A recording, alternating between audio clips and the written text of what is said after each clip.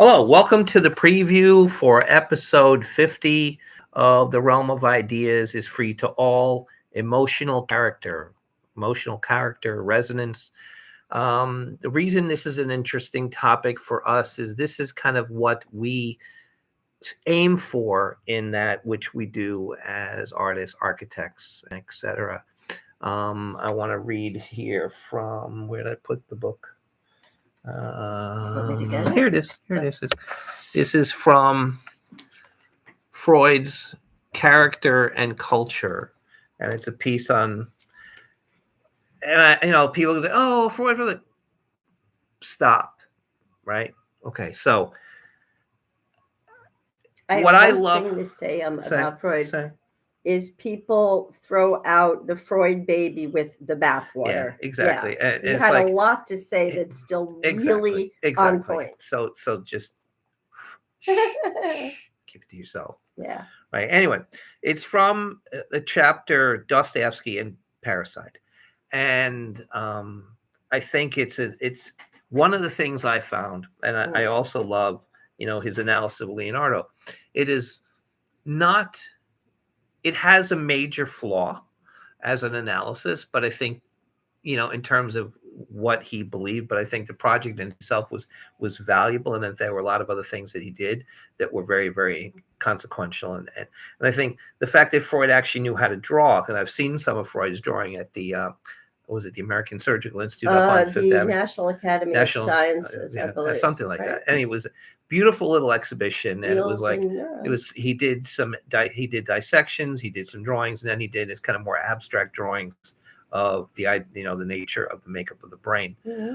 So I think he's a good person to take on the analysis of Leonardo, but I think that in terms of his analysis of Leonardo and Dostoevsky, he made a point of actually looking specifically at analysis and specifically at a kind of like a critical acumen that was necessary.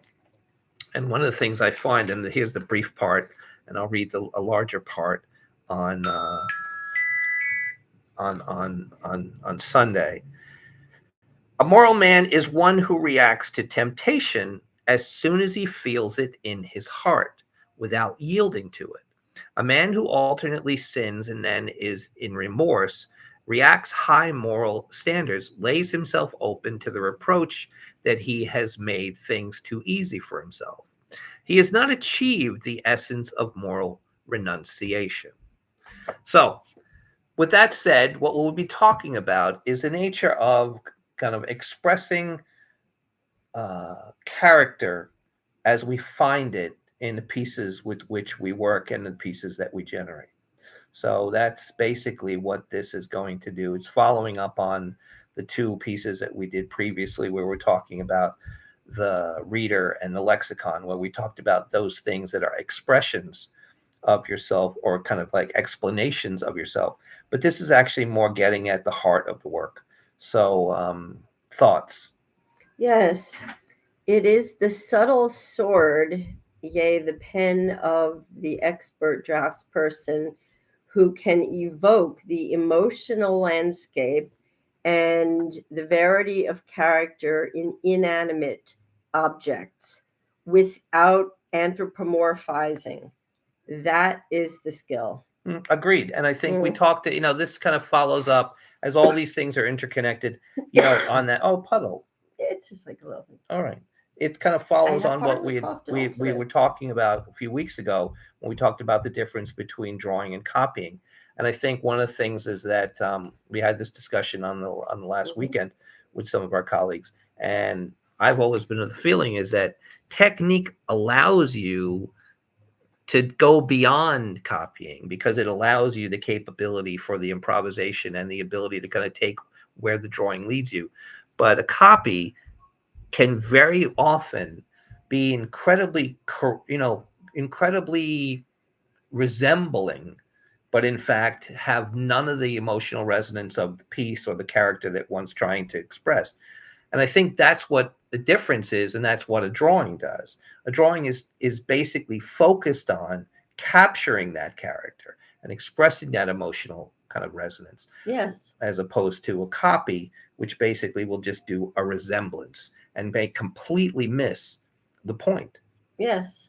Yeah. I mean, a verisimilitude can be a thin, frail emotional scaffold Mm, of the piece while not in any way delving into the nature and the of its character essence, yeah. of that piece, Yeah, and I think that's not plumbing its depth, exactly. not Yeah, reaching and its essence. yeah, and I think what happens is when Mhm. we talked about that differentiation between an essence and a resemblance, one of the things that helps get at that essence is kind of finding a deep understanding of that emotional character. And I find it may sound ironic. I find that sometimes, in order to get more at that character, one actually has to deviate from what one sees in front of him rather than basically become slavish to it. And I think that's what one of the things that allows for the imagination and the creativity to kind of take over. Take that intuition and inspiration from saying, oh, you know what? Based on the character, this actually becomes expanded rather than retracted, becomes extended rather than kind of like shortened. And these are the kind of things that, I think make the difference. We're going to be talking about original ideas in the coming weeks. And I think that's something that, oh my God, it's so critical. And it was something Julie brought up, but this is kind of like hinting at that. All right. So closing thoughts.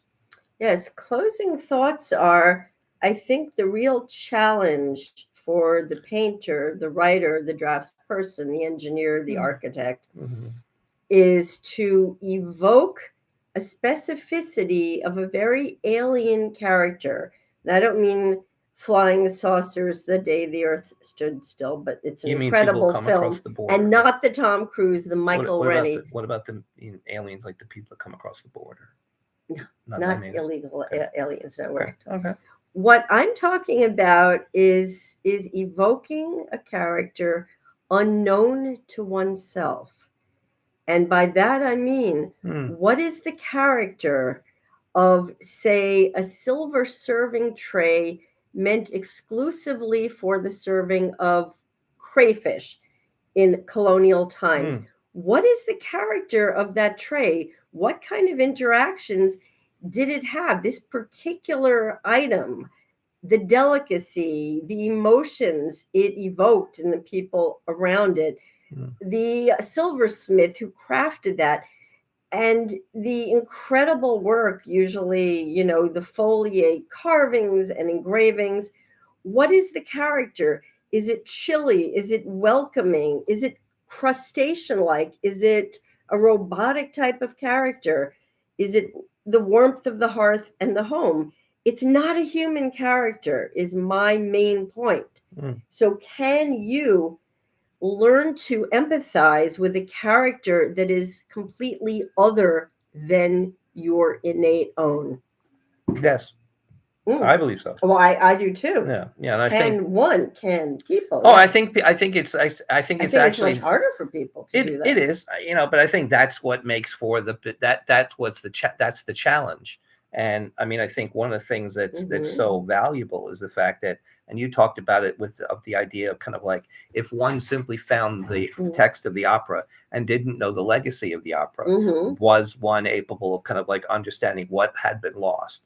And I think, yes, it's impossible to know what was lost, because that character, that legacy basically has so much to say about the thing itself that it would be impossible to recreate that looking backwards, and without if it gets lost. And I think it's the same with an object. One of the things that I think kind of bothers people about, and they call it a feat, elite and stuff like that, is really taking the time to understand the significance of symbolism and understand the significance of how people kind of took objects and understood their resonant character. It's actually not so hard, because even though some of these associations are kind of like a little bit obtuse, there's a lot of them that you can just infer just by simply paying attention. So I think that it's something that's certainly discernible.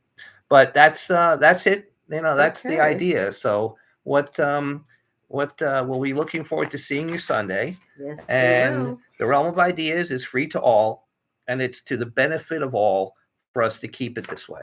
Amen. All right. So thank you, and we'll see you soon. I do.